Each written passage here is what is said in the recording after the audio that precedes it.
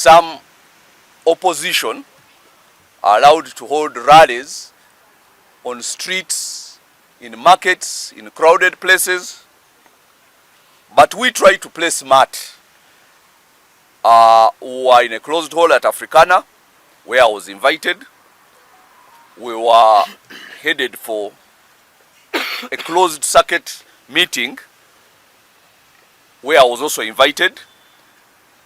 And yet somehow they find fault with this one, which is enclosed, is not interrupting anybody's activities, not interrupting any street business, and they stop that one. Yet the one which is in the open market is being let go. So I don't know. Maybe there is a reason why there is selective application of whatever laws they claim they are using. However, it's interesting that Honorable Mkaku says that those people who are engaging, they are saying sorry for interrupting the meeting.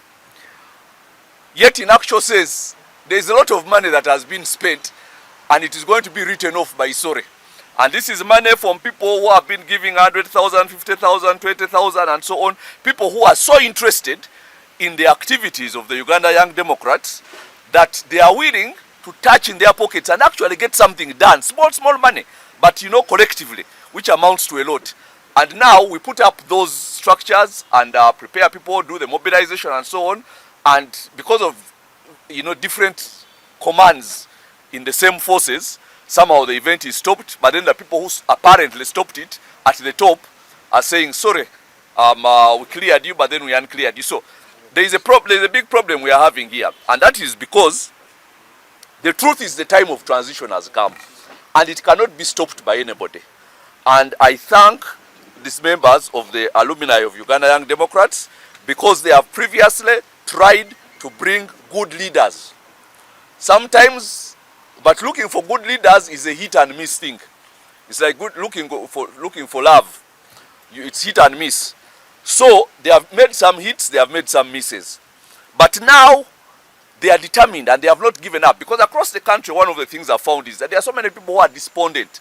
You try to awaken them, they say, no, we've tried, we are tired, leave us alone, let us spend our efforts elsewhere. But these people here, you see, tireless, indefatigable, effervescent, very powerful people with powerful mobilization. Can you imagine by the time those people came, the number of people who had already come, and those even who stayed in the rain, because there is a thirst for quality leadership. And there is Uganda Young Democrats alumni who are bringing people together to address those issues, to actually make everybody a stakeholder in what this country is going to be. And I can tell you this, and I'm saying this now as myself, not as, I'm telling you this, the time of transition has come. And this country is going to be ruled by quality leaders who are not going to be of Museveni's bloodline. That is not going to happen. You can take that to the bank.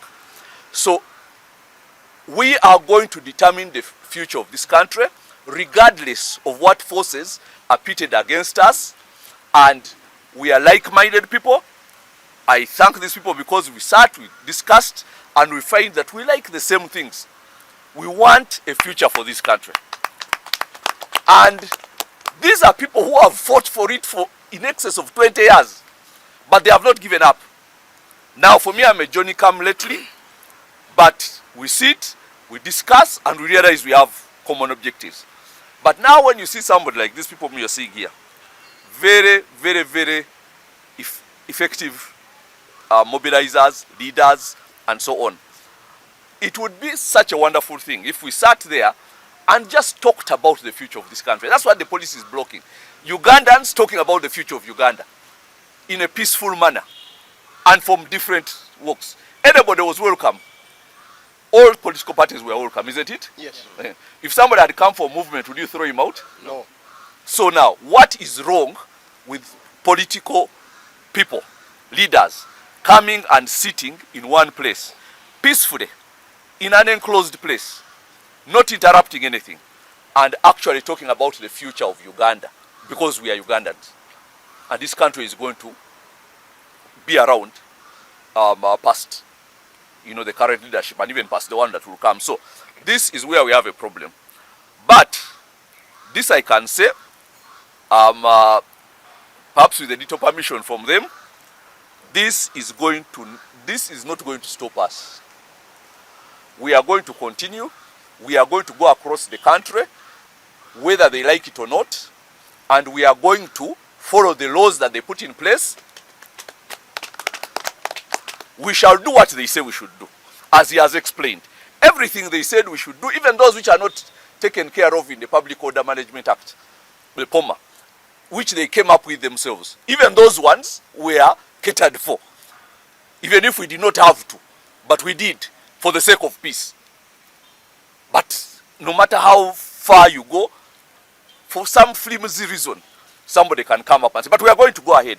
And these meetings are going to go across all the country, and we are going to get people in every major city in the country, in excess of 20 of them, major town and city, and they are going to discuss the future of Uganda, because they want to know. We cannot let one old man tie the future of the country to himself. We are not that kind of people. Let me tell you something. I was in some place, and people were saying, why don't you let the man rule? Of course, that's during campaign, and I was in the Western Uganda. I told them, even if he's your father, and he's as old and frail as he is, you're already discussing who is going to take over the businesses. How stupid can a country be that you're seeing somebody becoming old and frail, now he's walking with a stick, and you're not discussing the future of a country? Even if he was your father and he had a family business, you would be discussing how are we going to run this business after he's gone. Because death is a fact of life. Okay? Now, what gets into Ugandans to think that we cannot discuss the future of Uganda as if the person who is in control is immortal? He's not. And he's old and frail. So, we are going to discuss the future of Uganda. And thankfully, there are people who are willing to discuss the future of Uganda. And we are going to make sure that we have a sort of leadership that is going to make Ugandans ahead of now proud of this country. Because people have suffered. People have suffered. We are a laughing stock. Nobody takes us seriously as a country. You can just see what's going on. Yesterday I was coming from somewhere, and I was going through the airport, and I was seeing the advance team for this January conference, the Non-Aligned Movement conference, is already arriving. And I'm saying they are arriving before we finish even building the airport which we are building for them. They are arriving before we finish doing the roads which we are doing for them. But they are already arriving. Imagine you knew the summit was going to be in January. Then you start doing roads in December. Like how, you see, they come and they look at you and they look like fools. But now that's not the future of Uganda. That's why we have to discuss the future of Uganda. At some stage we are going to be a country that is taken seriously. We are going to be a country where the dreams and aspirations of all Ugandans can be managed by the leadership that there is, rather than a family leadership or a family business. So with those few words, it's very unfortunate that somebody who is a member of UYD alumni has now become our enemy. But then again, it's not a surprise, is it? But we are going to work past that, okay? Because when you see what was happening at Popo this morning, and the people who were there long after they knew the meeting had been cancelled, but they were there just discussing politics. They are still there. You know that there is a thirst, and that thirst is not going to be quenched by stupidity. It is going to be quenched by proper discussion about the future of this country from everybody. Okay? Everybody. Everyone is welcome. They have said even a movement can come and give their contribution. Anyone from movement, come and give your contribution. It's all welcome. So, with those few words, I will end up by saying, this is just the beginning. Nothing is going to stop UYD with us, because we are working together with so many other political parties. And the people who contributed their little money, 20,000, 10,000, 100,000, 200,000, to have this event, because we don't have anybody who is funding it, apart from the people who are interested in it. Now, those people who gave that money are still going to be there to give money when we do the next one. That's how interested they are in this project. Thank you very much. Thank you very much.